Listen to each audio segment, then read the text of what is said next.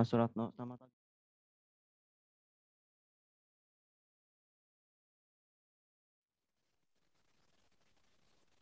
Ya, topik pada pagi ini tentang hipertensi, ya, Bapak Ibu, kita perlu tahu dulu pengertian awal dari hipertensi itu maksudnya apa sih? Secara umum kita mengetahui sebagai hipertensi itu tekanan darah tinggi, ya.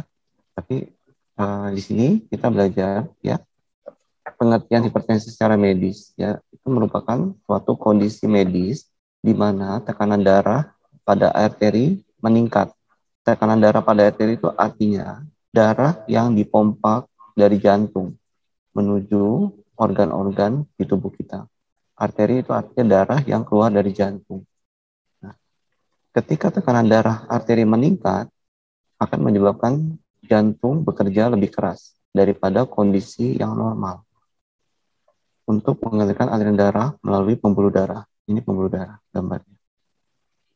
Nah, tekanan darah melibatkan dua pengukuran, yaitu sistolik dan diastolik. Seringkali kita menyebutnya sistolik ini sebagai tekanan darah atasnya, diastolik sebagai tekanan darah bawahnya. Otot jantung ketika berkontraksi, yaitu ketika dia memompa darah, kita sebut sebagai tekanan sistol atau sistolik. Ketika darah kembali ke jantung, ya, melalui pembuluh balik atau pembuluh vena, ketika darah kembali ke jantung disebut sebagai diastol, yaitu terjadi ketika jantung berelaksasi. Jadi dia ini ventricle, namanya ventricle, ketika dia memompa, ya, itu disebut sebagai sistol. Ketika darah masuk ke jantung disebut sebagai diastol atau tekanan darah bawahnya, kita sebut secara umum. Lantas berapa tekanan darah yang normal? Nah, yang normal itu sistol atau atasnya kita sebut sebagai pada angka 100 sampai 140 satuannya milimeter Hg. Diastolik atau bacaan bawah 60 sampai 90. Jadi Bapak Ibu, kalau tekanan darahnya atasnya berkisar antara 100, ya, sampai 140, ini masih normal. Jadi nggak usah khawatir. Aduh, tekanan darahnya rendah, atasnya 100. Enggak, ya, ini masih normal. Kemudian ketika tekanan bawahnya angkanya 60, itu masih disebut dalam batas normal. Di bawah 60 disebut sebagai hipotensi. Tekanan darah disebut sebagai tekanan darah tinggi kalau pengukurannya terjadi secara terus-menerus berada pada kisaran 140 per 90 atau lebih. Jadi kalau setiap kali ditensi selalu 140, 90, kemudian 142 per 93, nah itu berarti bisa disebut sebagai, wah, ini Anda sudah mulai mengalami hipertensi atau tekanan darahnya tinggi. Nah, ini kita klasifikasikan hipertensi, ya, ada beberapa, ya. Tensi normal angkanya 90 per 119, sistoliknya 90 sampai 119. Kemudian disebut sebagai prahipertensi kalau sistoliknya atasnya 139. Jadi normal, tapi normalnya normal udah di batas yang tinggi. Kemudian disebut sebagai hipertensi derajat 1 kalau atasnya berada di kisaran 140 sampai 159. Jadi kalau tensinya berapa? 150 per 100. Berarti Bapak Ibu langsung bisa sebut, oh, atasnya 100 ya. Nah, kalau atasnya 100 berada di kisaran sini, Bapak Ibu bisa menyebut sebagai kenalannya Anda memiliki hipertensi derajat 1. Kemudian hipertensi derajat 2, kalau atasnya 160 atau lebih. Jadi kalau atasnya 165, 170, itu sudah kita sebut sebagai hipertensi derajat 3. Ulangi, derajat 2. Kemudian ada lagi hipertensi berikutnya, disebut sebagai hipertensi sistolik tersendiri. Jadi yang naik itu hanya sistoliknya, bawahnya normal. Kita kenal lagi sebagai hipertensi lainnya, yaitu hipertensi yang terjadi pada saat kehamilan atau disebut sebagai hipertensi gestasional. Pada hipertensi gestasional kita sebutnya sebagai hipertensi gestasional apabila kehamilan di atas 20 minggu dan hasil protein urin negatif dengan pengukuran tekanan darah 2 kali dalam waktu lebih dari 6 jam. Dan keduanya menunjukkan tekanan darah lebih besar dari 140/90.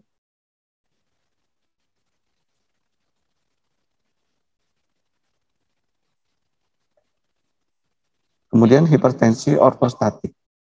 Pada hipertensi ortostatik atau hipertensi postural, ini hipertensinya terjadi pada orang-orang yang ketika dia dalam posisi diam, lantas tiba-tiba bangun, pada saat dari diam kemudian dia tiba-tiba bergerak dan terjadi peningkatan tensi secara tiba-tiba. Itu disebut sebagai hipertensi ortostatik. Pembagian hipertensi berikutnya adalah hipertensi primer dan sekunder. Hipertensi primer itu tidak diketahui penyebabnya. Jadi seseorang tidak ada keluhan apa-apa, dicek darah semuanya normal, tapi dia selalu mengalami tekanan darah di atas 140/90 pada setiap kali pengukuran atau lebih. Jadi misalnya saat ini diukur 142/92, 150/95, terus saja 100 selalu di atas 140/90 tanpa ada gangguan dari hasil lab, dari pemeriksaan urinalisis, itu kita sebut sebagai hipertensi primer. Secara umum atau gampangnya kita ingat sebagai hipertensi yang penyebabnya tidak diketahui. Kemudian hipertensi sekunder. Nah, beberapa orang memiliki tekanan darah tinggi akibat komplikasi dari penyakit yang utamanya, misalnya diabetes, kemudian orang dengan gangguan ginjal, kemudian orang dengan gangguan paru-paru, ya, atau orang dengan kecenderungan trombositnya itu meningkat yang menyebabkan terjadinya pembekuan darah, ya, atau disebut sebagai peningkatan agregasi trombosit. Nah, dari peningkatan agregasi trombosit tersebut menyebabkan hipertensi. Kita sebut sebagai hipertensi sekunder. Hipertensi sekunder ini cenderung muncul tiba-tiba dan menyebabkan tekanan darah lebih tinggi daripada hipertensi primer. Penyebab hipertensi berikutnya, ya, ada beberapa yang paling umum. Saya bagi menjadi 6. Ya. Yang pertama, karena obstruktif sleep apnea, yaitu lidah menutup saluran napas saat seseorang sedang tidur. Jadi orang itu akan ngorok, stridor. Jadi ketika tidur dia akan ngorok. Ini ilustrasi gambarnya, ya. Jadi dia tidur dengan mulut terbuka dan mengalami stridor. Ini ilustrasi istrinya mengalami terganggu, ya, karena suara stridornya ini. Nah, stridor ini bisa mencetus hipertensi. Jadi bagi bapak ibu yang tidurnya mengorok, ya, hati-hati, itu bisa mencetuskan hipertensi di kemudian hari. Yang kedua, gangguan pada ginjal, kemudian tumor pada kelenjar adrenal, orang-orang yang mengalami gangguan tiroid.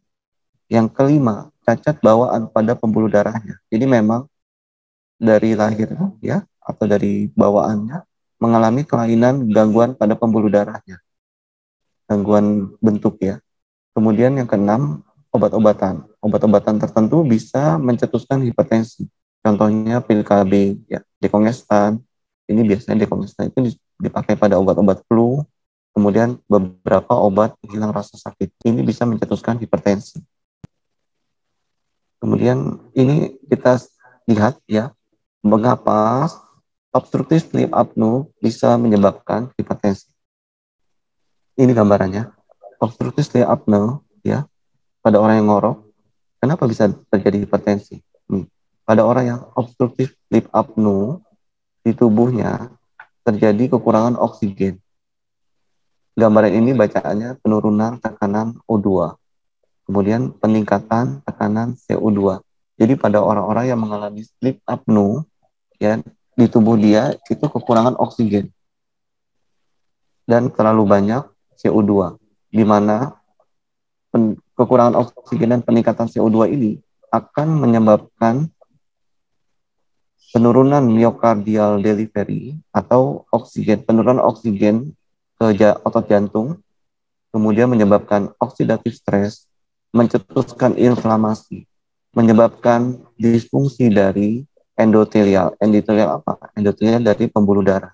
Jadi menyebabkan gangguan dari lapisan dalam pembuluh darah. Nah, ini akan mencetuskan hipertensi, kemudian aterosklerosis, myocardial iskemia. Myocardial iskemia ini adalah otot jantung yang kekurangan oksigen, ya, menyebabkan pembesaran dari pembuluh darah jantung sebelah kiri atau left ventricle hypertrophy, kemudian cardiac arrhythmias atau gangguan irama jantung, dan cerebrovascular disease.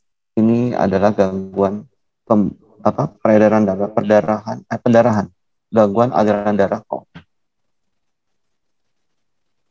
Ini akan menyebabkan hipertensi. Jadi dari obstruktif apnoe, jalannya seperti ini ke bawah sini ya, bisa menyebabkan gangguan delivery oksigen ke otot jantung atau pengiriman oksigen ke otot jantung, dia akan mencetuskan hipertensi. Atau melalui jalur yang ini. Sleep apnoe menyebabkan tubuh kurang oksigen, terjadinya peningkatan CO2 di dalam tubuh, menyebabkan oxidative stress, merangsang suatu inflamasi atau peradangan pada pembuluh darah, lapisan pembuluh darah kita, kemudian menyebabkan disfungsi dari lapisan dalam dari pembuluh darah, akhirnya dia akan mencetuskan hipertensi. Kemudian penyebab berikutnya adalah peningkatan eritropoietin. Pada penelitian, peningkatan eritropoietin bisa menyebabkan hipertensi. Mengapa bisa?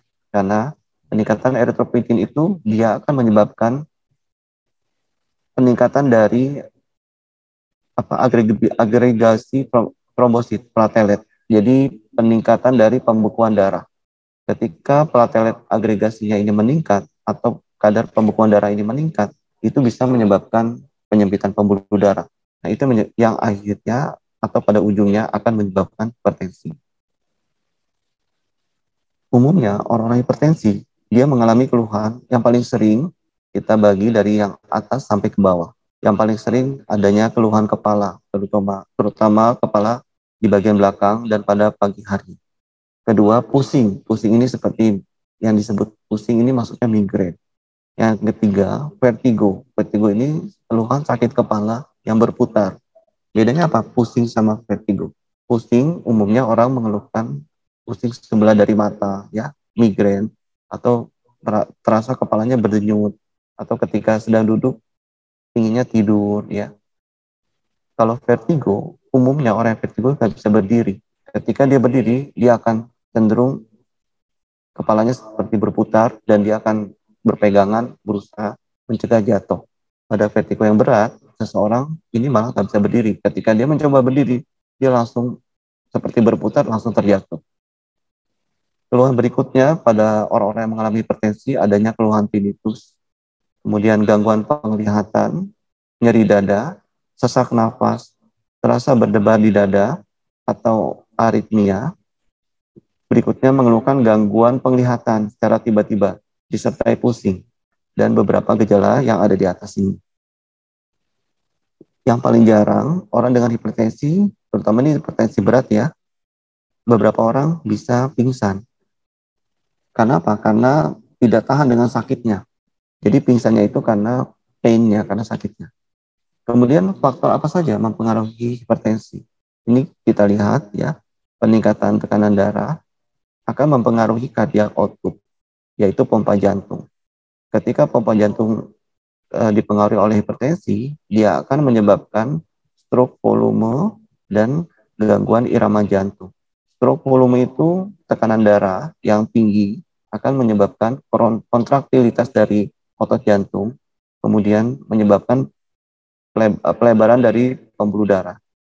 Kemudian pada arterial pressure atau hipertensi berikutnya, dia akan mempengaruhi, itu tadi dia pada cardiac output, kemudian yang berikutnya pada tahanan perifer, yaitu tahanan di sisi paling luar dari tubuh kita. pada peripheral resisten ini akan terjadinya perubahan dari struktur vaskuler atau pembuluh darah. Yang berikutnya adalah perubahan dari fungsinya. Jadi peningkatan dari tekanan darah, dia akan mempengaruhi jantung, kemudian akan mempengaruhi dari struktur pembuluh darah kita.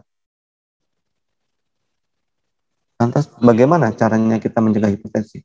Pertama, usahakan menjaga berat badan normal, yaitu melalui pengukuran indeks massa tubuh normalnya ya pada angka 20 sampai 25.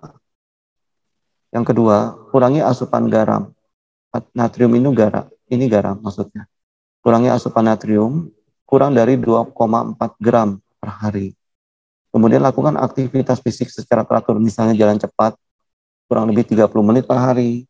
Kemudian pada saat akhir pekan misalnya Bapak Ibu ya, usahakan lakukan aktivitas fisik. Yang keempat, batasi konsumsi alkohol. Lebih baik stop alkohol, jangan sama sekali. Yang kelima, konsumsi buah dan sayuran. Usahakan makan buah dan sayuran itu setiap hari rata-rata 3 piring atau 3 porsi per hari. Terapi hipertensi, ini terapi hipertensi kombinasi ya. Ada 4. Yang pertama, kombinasi antara golongan penghambat kanal kalsium dengan diuretik. Berikutnya penghambat beta dengan diuretik. Yang berikutnya adalah penghambat kanal kalsium dihidropiridin dengan penghambat reseptor beta. Berikutnya penghambat kanal kalsium dihidropiridin dikombinasi dengan verapamil atau dithiazem. Jadi ini 4 kombinasi obat untuk mengatasi hipertensi. Diuretik ini yang merangsang buang air kecil. Jadi kalau Bapak Ibu yang mengalami hipertensi atau punya saudara atau konsumen yang dia ada hipertensi, kemudian mengeluhkan, saya dikasih obat sama dokter, tapi kok jadi sering-sering pipis ya? Nah itu karena adanya kombinasi dengan diuretik. Lantas kita lihat bagaimana pilihan apabila seseorang diterapi dengan herbal. Tadi dengan obat-obatan kita sudah belajar bersama bagaimana peranan herbal pada hipertensi, yaitu pada herbal alfa, ya ini bisa membantu mengobati hipertensi.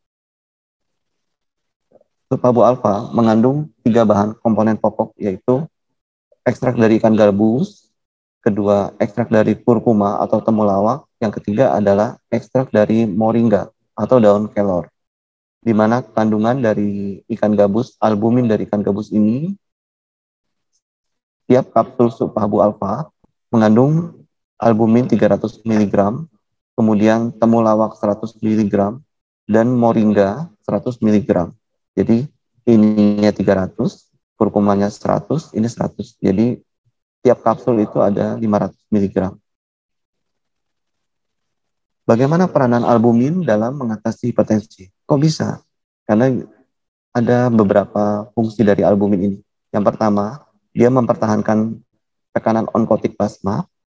Peranan ini bisa mencapai 80% dari fungsi tubuh kita. Jadi peranan albumin ini dalam menjaga tekanan onkotik itu sangat sangat krusial. Jadi sangat penting sampai 80%. Peranan albumin berikutnya adalah sebagai pengangkut dan pengikat.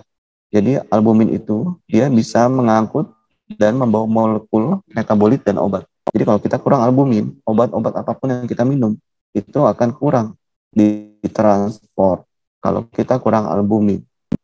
Fungsi berikutnya adalah sebagai anti-inflamasi. Seperti kita ketahui tadi, ya, pada orang-orang yang ngorok itu akan merangsang adanya inflamasi di dalam tubuh. Kenapa? Karena tubuhnya itu terjadi peningkatan kadar CO2 dan kurang oksigen karena ngoroknya itu tadi. Nah, albumin itu sebagai antiinflamasi. Dia akan mempertahankan integritas mikrovaskuler. Jadi albumin ini akan menjaga kesehatan dari dinding pembuluh darah kita. Jadi udah ada 3 ya. Fungsi berikutnya adalah mempertahankan keseimbangan asam basa. Ini sangat penting pada orang-orang yang diabetes. Kenapa? Karena orang-orang yang kadar gula darahnya tinggi, kadar keasaman tubuhnya cenderung asam. Fungsi berikutnya dari albumin sebagai antioksidan, dia menghambat dari produksi radikal bebas. Kemudian sebagai mencegah penggumpalan, ya tadi penggumpalan yaitu ketika tubuh kita adanya peningkatan eritropoietin, itu akan mencetus semakin banyaknya agregasi trombosit atau penggumpalan dari trombosit. Nah, albumin ini dia bisa mencegah penggumpalan dari trombosit tadi.